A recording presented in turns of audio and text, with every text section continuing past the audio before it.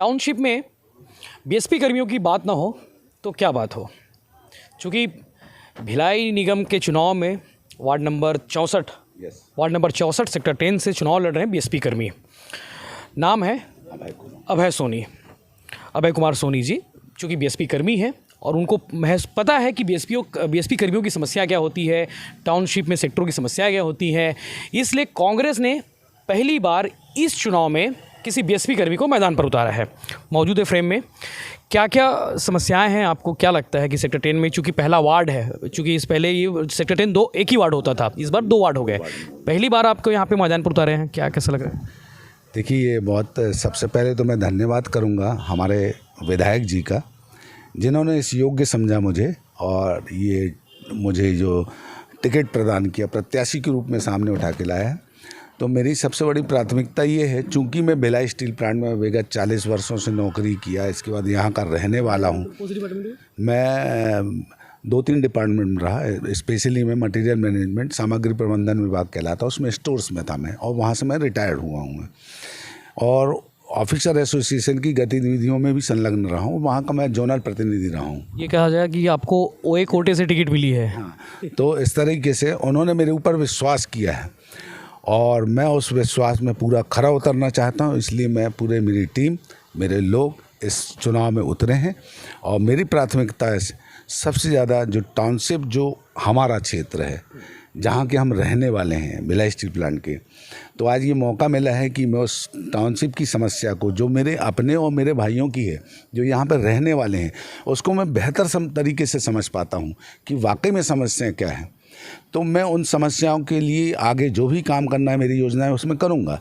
उसमें मैं अपनी प्राथमिकताएँ रखा हूँ। मैं सबसे बड़ी बात ये है कि प्राथमिकता मेरे सबसे पहले ये है कि यहाँ पर साफ़ सफाई की समस्या दिनों दिन बढ़ते जा रही है। बहुत गंदगी में की सेक्टर 10 में, सेक्टर 10 में स्पेशली मैं सेक्टर 10 की बात करूँगा।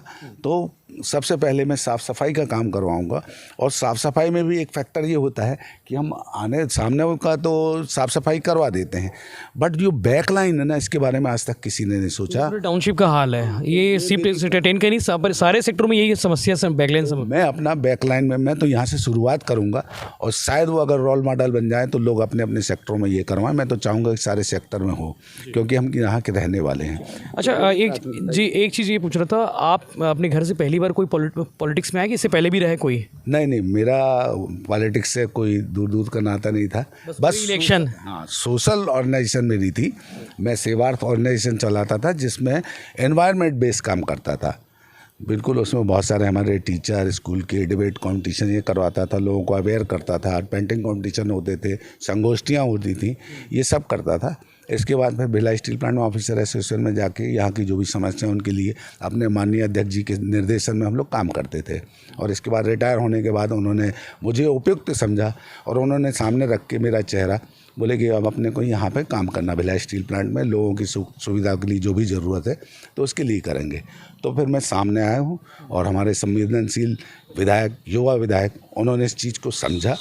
और सबसे खुशी की बात ये है कि उनकी भी हार्दिक इच्छा है कि इस सेक्टर को आने वाले दिनों में, जैसे लोग कंपेयर करते हैं सेक्टर 5, तो वो उनकी इच्छा है कि इस सेक्टर को भी वैसा ही हमको डेवलप करना है, क्योंकि हमारे पास में एक बहुत बड़ी पूंजी है सिविक सेंटर।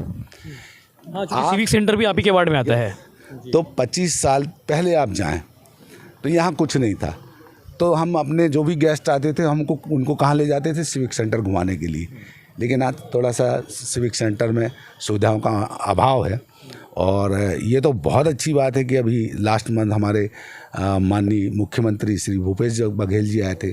उन्होंने यहाँ पर कुछ घोषणाएं की, लगभग 12 करोड़ के आसपास। हाँ, उन्होंने दिया, उसकी योजनाएं भी हो चुकी हैं। क्या क्या काम है ये बताइए। तो उसमें काम ये है कि जो सिविक सेंटर में ना, उसका सौंदर्यीकरण करना सबसे पहली प्राथमिकता है। पूरे प्रेवर ब्लॉक लगा के वो करना है और जो बीच में जो रथ है, जो चौक है, वहाँ पर उसमें करना है और जितने भी आधुनिक लाइट्स हैं उनको लगा के उसका सौंदर्यीकरण करना है। उसके सराउंडिंग में पार्किंग की व्यवस्था करना है। ऐसे छोटी छोटी योजनाएं हैं जो लगभग 10 करोड़ की क्रियान्वयन होंगी। पार्षद बनते ही 10 करोड़ काम करा लोगे आप? बिल्कुल, उनके निर्देशन कराऊंगा। विधायक जी के माध्यम से आया ये मतलब मेरा ये वो नहीं था, लेकिन मेरी अपनी खुद की घोषणा पत्र हैं। मैंने प्राथमिकता लिया है कि 4 मेरे बूथ हैं और थोड़ा सा अगर अपन एरिया वाइज देखें तो बहुत बड़ा एरिया है, लेकिन मुझे खुशी है कि मैं सारे एरिया को मैं काम कर सकता हूँ और इसलिए अपनी घोषणा मैंने दिया है कि इस एरिया में मुझे क्या ज़रूरत है, क्या काम कर सकता हूँ, इधर ऑफिसर बेल्ट में मैं क्या काम कर सकता हूँ, स्लम एरिया में उनके लिए क्या करता हूँ। तो मैं उसमें सारी चीज़ों को समाहित किया हूँ। सिविक सेंटर भी है उसमें, ये है मेरे वार्ड का हर कोना मतलब अछूता नहीं रहेगा। पूरा प्लान तैयार है, खाका तैयार है, पार्षद जीते काम चालू। बिल्कुल। उसमें क्या है, मेरे को देखिए ये बोला जाए कि हमको टिकट मिलने से अभी 2 फ़ायदे होंगे। मैं पहले पार्ट ऑफ मैनेजमेंट था, तो टाउनशिप की पूरी जानकारी है मुझे, और कैसे कैसे काम उनसे होते हैं और कौन कौन से काम उनके द्वारा किए जाते हैं जिसकी मुझे जानकारी है। और अगर यहाँ की जनता मुझे जिता के ले जाती है तो पार्ट ऑफ निगम भी हो जाऊँगा। तो मैं दोहरे रोल में काम करूँगा, जो जहाँ ज़रूरत है लोगों को टाउनशिप से काम करवाने की है, मेरा टाउनशिप मेहरबान है, वो काम करने को तैयार होता है, वहाँ टाउनशिप से काम करवाऊँगा। जहाँ निगम की ज़रूरत पड़ेगी वहाँ निगम से काम करवाऊँगा। ये बात मैंने लोगों को अच्छी तरह बताई है कि आज भी इसको समझिए, क्योंकि टाउनशिप मेरा है, आज निगम में समाहित हो गया है। निगम में इसलिए समाहित हुआ कि अपन विकास को और दूनी रफ्तार से आगे ले जा सकें, तो वो खुशी की बात है। उसका हमने बीएसपी वाले नियमों में उलझा देते निगम वालों को, बोले नहीं ये ऐसा नहीं वैसा है, वैसा नहीं ऐसा। तो अब आप चले जाएंगे तो आप पूरी पढ़ा क्लास ले लेंगे बीएसपी की। अब तो यही मैं बात बोलना चाह रहा था, चूँकि मैं उनके संपर्क में हूँ, उसका एक पार्ट था, चाहे फाइनेंशियल मैनेजमेंट की बात हो, चाहे किसी तरह के उसकी बात हो, मटेरियल मैनेजमेंट में तो था ही मैं तो, और ऑफिसर एसोसिएशन में रहा हूँ। तो ये बहुत सारी चीज़ यस जानता हूँ कि कौन कौन से काम आपके द्वारा होते हैं और कैसे होंगे, किस तरह से। पहले से आप चूँकि बीएसपी से भी रहे हैं, आपको ऐसा लगता है कि पहले से ज़्यादा काम टाउनशिप में अब होने लगे हैं? पहले उलझा देते थे नियमों में, एनओसी सबसे ज़्यादा महत्वपूर्ण होती थी, अब कैसे है? हाँ, ये बात आप सही बोल रहे हैं कि कुछ समय से ना काफ़ी सहयोग मिल रहा है। बीएसपी कोऑपरेट कर रही है। जहाँ उनको थोड़ा सा ऐसा लगता है कि कुछ टेक्निकल कुछ उन लोगों को लगता है तो वहाँ रोकने की कोशिश करती है। तो वो उन टेक्निकल जो उनकी प्रॉब्लम्स को है तो उसके लिए हम बैठे हैं, हम उसको सॉर्ट आउट करेंगे, उसका कोई रास्ता निकालेंगे। देखिए, रास्ते निकालने से सब काम होते हैं, तो हम उसका कोई रास्ता निकालेंगे।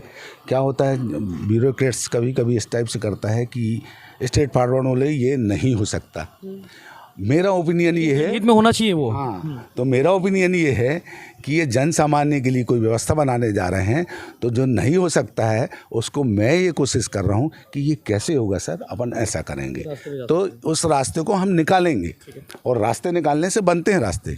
आप पहली बार चुनाव लड़ रहे, मैं देख पा रहा था कि आपके पूरे घर के लोग मैनेजमेंट में लगे हुए हैं, कोई बूथ लिस्ट तैयार कर रहा है, कोई वोटर लिस्ट को देख रहा है, कौन कहाँ है। तो कितना चैलेंज होता है टाउनशिप में चुनाव लड़ना, और आपके लिए तो और ज़्यादा चैलेंज हो रहा है क्योंकि फर्स्ट टाइम चुनाव लड़ रहे हैं आप। जी हाँ, ये बड़ी अच्छी बात, बड़ी महत्वपूर्ण बात की, क्योंकि मैं खुद फेस कर रहा हूँ उस चीज़ को, लेकिन एंजॉय भी आ रहा है, मज़ा आ रहा है। मतलब मैं उसको एंजॉय कर रहा हूँ और चैलेंज को बिल्कुल एंजॉय के रूप में लेके जा रहा हूँ।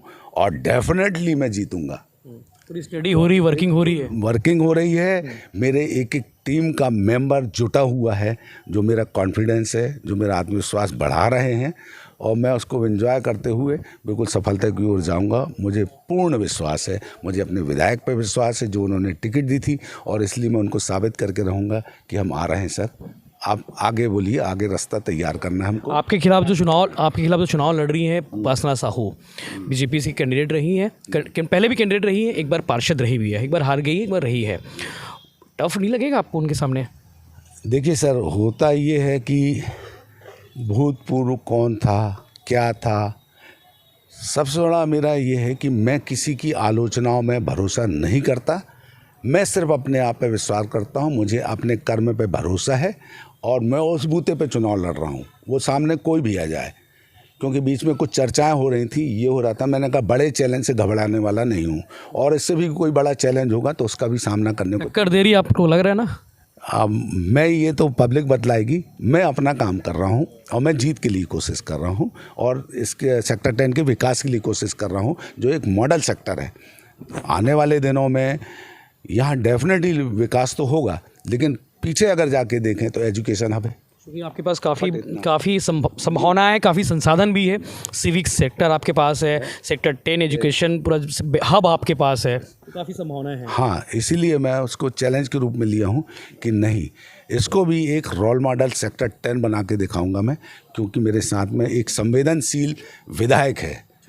सबसे बड़ा देवेंद्र यादव ने भी काफ़ी सोच समझ के आपके लिए टिकट की लॉबी की होगी और टिकट लेकर भी आया आपके लिए, क्योंकि तो ये थे अभय सोनी जी, जिनका दावा है कि उनके आने से निगम को फ़ायदा होगा, साथ ही टाउनशिप के लोगों को भी फ़ायदा होगा, क्योंकि वो मैनेजमेंट को समझते हैं, टाउनशिप को समझते हैं, बीएसपी को समझते हैं और निगम को भी समझते हैं, नियम कायदे जानते हैं। तो उनका एक ये भी कहना है कि भिलाई समेत सभी लोगों को उनको फ़ायदा मिलेगा आने वाले समय में।